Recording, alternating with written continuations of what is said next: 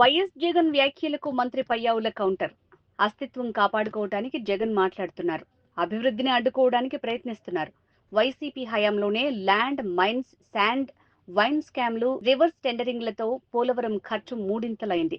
విశాఖను నాశనం చేశారు. పరిశ్రమలను తరిమేశారు. 5 ఏళ్ల పాలనలో 10 లక్షల కోట్ల అప్పు చేశారు. వైసీపీ హయాంలో ఎన్నో అక్రమాలు దౌర్జన్యాలు. జగన్మోహన్ రెడ్డి గారు తన అస్తిత్వాన్ని కాపాడుకోవడం కోసం ఉన్నవి లేనివి కల్పించి మాట్లాడేటువంటి ప్రయత్నం చేస్తూ ఉన్నారు. ప్రెస్ మీట్ పెట్టారంటే ఏదో ప్రభుత్వానికి 4 సలహాలు సూచనలు ఇస్తారేమో అనుకుంటే అమరావతి మీద విషం చిమ్మడానికి, జరుగుతున్నటువంటి అభివృద్ధిని అడ్డుకోవడానికి, పారిశ్రామికవేత్తలు ఈ రాష్ట్రానికి వస్తుంటే భూములు ఇస్తుంటే వాళ్ళని భయపెట్టడానికి, ఇక తను ఇన్వాల్వ్ అయిపోయినటువంటి లిక్కర్ మాఫియాలో వెలుగులోకి వస్తున్నటువంటి నిజాలను కప్పిపుచ్చడానికి ఈరోజు ప్రజల దృష్టిని మరల్చేందుకు ప్రెస్ మీట్ పెట్టినట్టుగా కనపడతా ఉంది. ఆయన మొదటి నుంచి చివరి దాకా ఏం మాట్లాడాడు? రాష్ట్రంలో లా అండ్ ఆర్డర్ లేదు. లా అండ్ ఆర్డర్ గురించి జగన్మోహన్ రెడ్డి గారు మాట్లాడితే ఎట్లండి? ఈ దేశం కాదు ప్రపంచం మొత్తం కూడా కొత్తగా తెలుసుకుంటా ఉంది. ప్రజలు మీకు 11 స్థానాలు ఎందుకు దించారు అనంటే రాష్ట్రంలో గతంలో లా అండ్ ఆర్డరు మీ పాలనలో లేనందువల్లనే మిమ్మల్ని 11 స్థానాలకు దించారు. స్కాముల గురించి మాట్లాడుతున్నారు. లిక్కర్లో ఏదో జరిగింది అని.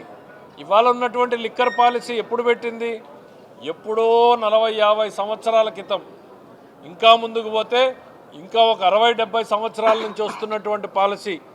ఓపెన్ ఆక్షన్ టెండర్ పెట్టి ఎవరైనా పాడుకోండి అనేటువంటిది. అందులో ఏం తప్పు కనపడింది జగన్మోహన్ రెడ్డి గారు మీకు? ఈ పాలసీ ఎప్పుడు? మీ నాన్నగారి టైంలో కూడా ఇదే పాలసీ కదా ఉన్నింది. అప్పుడు కనపడలేదా మీకు ఏమన్నా లోటుపాట్లు? అదే పాలసీ కంటిన్యూతా వస్తూ ఉంది. ఈరోజు రాష్ట్రంలో కొత్త బ్రాండ్లు ఏం లేవే. ప్రజలు కోరుకున్నటువంటి బ్రాండ్లు ఇవాళ అమ్ముతున్నారు. అది కూడా పాలసీ ప్రకారం. మీ గతంలో ఎన్ని అమ్మకాలు జరిగాయో దాని మీద 1% 2% పెంచిస్తారు తప్ప భూమ్లు జూమ్లు ప్రెసిడెంట్ మెడల్లు ప్రజలకు ఆరోగ్యానికి హానికరమైనటువంటి బ్రాండ్లు రావు. ఇక ఇసుకలో స్కామ్ జరిగిందని ఏదో పెద్ద ఫోటో చూపిస్తున్నారు. ఈ రాష్ట్ర ప్రజానీకానికి ఈ ఉచితంగా ఇసుకను తోలుకోమని చెప్పినటువంటిది మా ప్రభుత్వం. మీకు గ్రామ స్థాయి నాయకుడు, మండల స్థాయి నాయకుడు, జిల్లా నాయకుడి దగ్గర నుంచి మొదలుకొని తాడేపల్లి వరకు కప్పం కట్టి ఇసుకను తోలుకోవాల్సినటువంటి పరిస్థితి మీ ప్రభుత్వంలో ఉంది.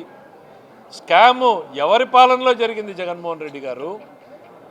లిక్కర్లో మీ పాలనలోనే జరిగింది. శాండ్లో మీ పాలనలోనే జరిగింది. ఇవాళ ఎందుకు క్వాడ్జీ సిలికా అంటున్నారు? క్వాడ్జీ సిలికా ఏమైంది ఈరోజు? మీరు కాదా యథేచ్ఛగా దోపిడీ చేసింది? ఎక్కడైనా అక్రమ పర్మిట్లు జరుగుతూ ఉన్నాయా? మా దగ్గర పర్మిట్ ప్రకారమే మైనింగ్ చేసుకునే విధంగా ప్రవేశపెట్టాం. ఈరోజు మీరేం చేశారు? దేన్ని వదిలారు మీరు? వైన్, మైన్, ల్యాండ్, శాండ్, ఈ 4 స్కామ్లు మీ ప్రభుత్వంలో నుంచి వచ్చినవే కదా. లిక్కర్ స్కామ్లో వెలుగులోకి వస్తూ ఉంటే అప్పుడేమో గాలి జనార్దన్ రెడ్డి ఎవరో నాకేం సంబంధం, నాకేంటి తెలుసు అన్నారు. ఇప్పుడు రాజ్ కసిరెడ్డిని నాకేం సంబంధం అంటారు రేపు. ఇసుకలో మాఫియా అన్నీ మీ పాలనలో జరిగితే ఇవాళ మీరేంటి అమరావతిలో రివర్స్ టెండరింగ్ తీసేశారా అని? రివర్స్ టెండరింగ్ చేసి మీరు సాధించింది ఏందయ్యా? పోలవరం ఖర్చుని డబుల్ చేశారు మీరు. డబుల్ కాదు, 3 అయిపోయింది మీరు చేసినటువంటి రివర్స్ టెండరింగ్ పాపానికి. పోలవరం మీద దానికి 3 పెట్టాల్సి వస్తూ ఉంది. అది మీరు సాధించినటువంటిది. దేశంలో మీరు ఒక్కడే గొప్పవాడైనట్టు రివర్స్ టెండరింగ్ పెట్టాము అని. గవర్నమెంట్ ఆఫ్ ఇండియా 20 పైన రాష్ట్రాలు పాటిస్తున్నటువంటి విధానాలను ఈరోజు రాష్ట్రంలో అమలు చేస్తూ ఉన్నాం మేము. ట్రాన్స్పరెంట్ మెకానిజం ఉంది. దాంట్లో మీకు తప్పులు కనపడుతూ ఉన్నాయి. బహుశా మీకు ఎక్కడో భయం చుట్టుముట్టి ఈ మాటలన్నింటినీ మాట్లాడుతున్నారు. భయపడే వాళ్ళందరూ నా చుట్టూ చేరండి అని ఒక నమ్మకాన్ని కల్పించేటువంటి ప్రయత్నం చేస్తూ ఉన్నారు. వెలుగులోకి వస్తున్నాయి ఒక్కొక్క వైపు. ల్యాండ్లో కూడా మీరు ఏం చేశారు? దాదాపు లక్షల ఎకరాలు ఫ్రీ హోల్డ్ పేరుతో మీ వాళ్ళు చేసినటువంటి అగ్రిమెంట్లు అధికారులు ఇవాళకి తలబట్టుకుంటున్నారు. రికార్డు లేకుండా ఇచ్చినటువంటి 3 లక్షల ఎకరాలు, 3.5 లక్షల ఎకరాలకి ఎటువంటి రికార్డులు లేకుండా, ఏ ఆధారము లేకుండా మీరు ఫ్రీ హోల్డ్ చేసేశారు. వాస్తవం కాదా ఇది? ఎవరి చేతుల్లో ఉన్నాయి ఈ 3.5 లక్షల ఎకరాలు? ఇవాళ అధికారులను అడిగితే సమాధానం చెప్పలేకపోతున్నారు. భూమిని వదలలేదు, మైన్ వదలలేదు, లిక్కర్ను వదలలేదు, శాండ్ను వదలలేదు. అమరావతిని నాశనం చేశారు, పోలవరాన్ని నాశనం చేశారు, విశాఖపట్నాన్ని అల్లరిపాలు చేశారు, పరిశ్రమల్ని తరిమేశారు. ఇవాళ మేము ఒక్కొక్క పారిశ్రామికవేత్తని తీసుకురావాలనంటే మీరు చేసినటువంటి అరాచకాల వల్ల ఇంకా ఆలోచనలు ఉంటున్నాయి కంపెనీలు. గతంలో మీరు చేసినటువంటి అరాచకాలకు ఇప్పటికీ కూడా ప్రైవేటు పరిశ్రమలు ఏం చేశారు? మీరు అమర్ రాజాని తరిమేసింది మీరు కాదా? ఇక్కడ జాకీని తరిమేసింది మీరు కాదా? కియాని బెదిరించింది మీరు కాదా? ఆర్సిలర్ మిట్టల్ ఇవాళ ఎందుకు వచ్చింది? పక్కనున్న ఒరిస్సా రాష్ట్రం 3 సంవత్సరాల పాటు వాళ్ళు అడిగింది చేయలేకపోతే కేవలం లోకేష్ గారు 1-2 మీటింగుల్లో క్లోజ్ చేస్తే చంద్రబాబు గారు ఒక మీటింగ్లో వాళ్ళకి ల్యాండ్ అలాట్మెంట్ చేసినటువంటి పరిస్థితి. 2 లక్షల కోట్ల పెట్టుబడులు. నిన్నటికి నిన్న మా అనంతపురం జిల్లాలో 22,000 కోట్ల పెట్టుబడులు. ఇవన్నీ ఎవరి కోసం? ఈ రాష్ట్రంలో యువకుల కోసం, రాష్ట్రంలో సంపద సృష్టి కోసం, రాష్ట్ర సంపద సృష్టి కోసం, రాష్ట్ర యువకుల కోసం మేము పనిచేస్తూ ఉంటే మీ సొంత ఆదాయాల్ని పెంచుకోవడం కోసం మీరు పనిచేశారు, మీ వాళ్ళు పనిచేయడం కోసం మీరు పనిచేశారు. జగన్మోహన్ రెడ్డి గారు, మీరు మాట్లాడినటువంటి ప్రతి మాటకి ఆధారాలతో సహా మీకు రిప్లైలు ఉంటాయనేటువంటిది చెప్తున్నాం. ఇంకా ఏంటి? అప్పులు చంద్రబాబు నాయుడు చేసేసాడు, సంవత్సరంలోనే విపరీతంగా చేశాడు. ఎందుకు చేశారండి చంద్రబాబు నాయుడు గారు? మేమేమన్నా తినటానికి చేశామా అప్పులు? మీ 5 ఏళ్ల పాలనలో 10 లక్షలకు పైగా కోట్లకు చేరిపోయినటువంటి అప్పులు, 9,74,000 కోట్ల రూపాయల అప్పులు, 1,50,000 కోట్లకు చేరినటువంటి పెండింగ్ బకాయిలు, మీరు చెల్లించాల్సినటువంటి బకాయిలు, అప్పులు, వడ్డీలు, ఉద్యోగులకు ఇవ్వాల్సినటువంటివి, మందులకు ఇవ్వాల్సినటువంటివి, చిన్నపిల్లలకు పౌష్టికాహార చిక్కీల డబ్బుల్ని కూడా పెండింగ్ పెట్టారు, మధ్యాహ్న భోజనాన్ని పెండింగ్ పెట్టారు, ఆరోగ్యశ్రీ పెండింగ్ పెట్టారు, మెడిసిన్ బిల్స్ పెండింగ్ పెట్టారు. ఇవన్నీ ఎవరు తీరుస్తున్నారు జగన్మోహన్ రెడ్డి గారు? 94 కేంద్ర ప్రభుత్వ పథకాలని మీరు ఆపేసిపోతే ఇవాళ 1,000 కోట్ల రూపాయలని మేము కేంద్ర ప్రభుత్వానికి కట్టి 74 కేంద్ర ప్రభుత్వ పథకాలని రివైవ్ చేశాం.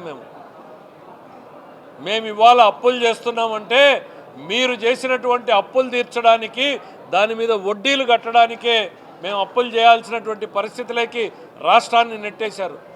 ఆర్థిక విధ్వంసం చేశారు రాష్ట్రంలో. ఇవాళ మీరు అప్పుల గురించి, ఎకానమీ గ్రోత్ గురించి మాట్లాడుతున్నారు. ఈ రాష్ట్రానికి వచ్చినటువంటి శాపం, పాపం మీ పాలన అనేటువంటిది సందర్భంగా తెలియజేస్తూ ఉన్నాం. ఇడ్లీ రూపాయి కూడా దొరకదు, భూమి రూపాయికి. జగన్మోహన్ రెడ్డి గారి మెమరీకి ఒకసారి గుర్తు చేస్తా.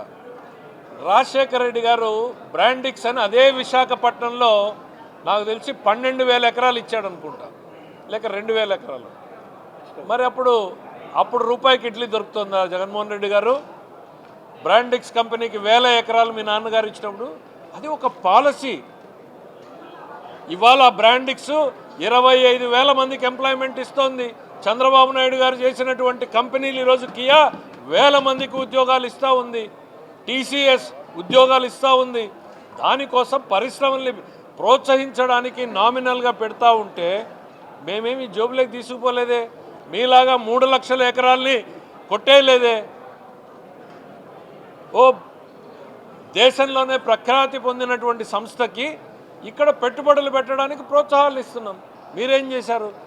9,600 కోట్ల రూపాయల ఇండస్ట్రియల్ ఇన్సెంటివ్స్ బకాయిలు పెండింగ్లో ఉన్నాయి. ఏ పరిశ్రమలు వచ్చి పెడతారండి?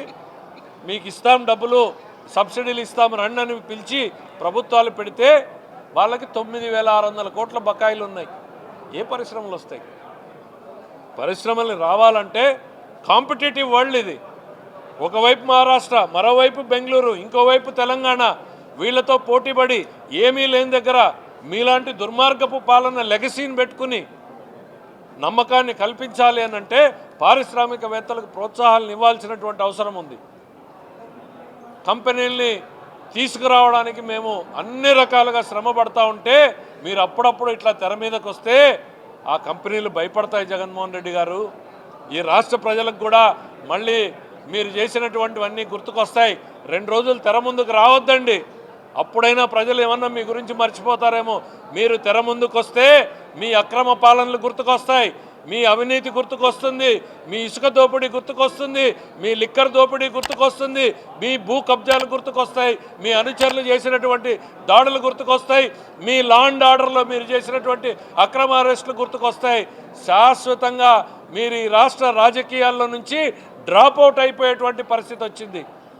మీ వల్ల పిల్లలు 1,20,000 1,50,000 మందో స్కూల్ పిల్లలు డ్రాప్ అవుట్ అయ్యారు మీ ప్రభుత్వ హయాంలో జరిగినటువంటివి. అట్లానే మీరు అసెంబ్లీకి రాకుండా మీ ఎమ్మెల్యేలు డ్రాప్ అవుట్ అయ్యారు. మీరు ఇట్లా తెర ముందు కనపడతా ఉంటే మీరు చేసిన పాపాలన్నీ ప్రజల మనసులో గుర్తుకొస్తాయి. శాశ్వతంగా మీరు డ్రాప్ అవుట్ అయిపోతారు. అందుకే నేను మళ్ళీ చెప్పాం, మీ పాలన ఈ రాష్ట్రానికి హానికరం. సిగరెట్ల ప్యాక్ మీద ఎట్లా అయితే పొగ తాగడం ఆరోగ్యానికి హానికరం అంటారో, వైసీపీ పాలన ఈ రాష్ట్రానికి హానికరం. ఇది మళ్ళీ చెప్పాల్సినటువంటి అవసరం ప్రతి ఒక్కరి మీద ఉంది. భవిష్యత్ తరాలు మన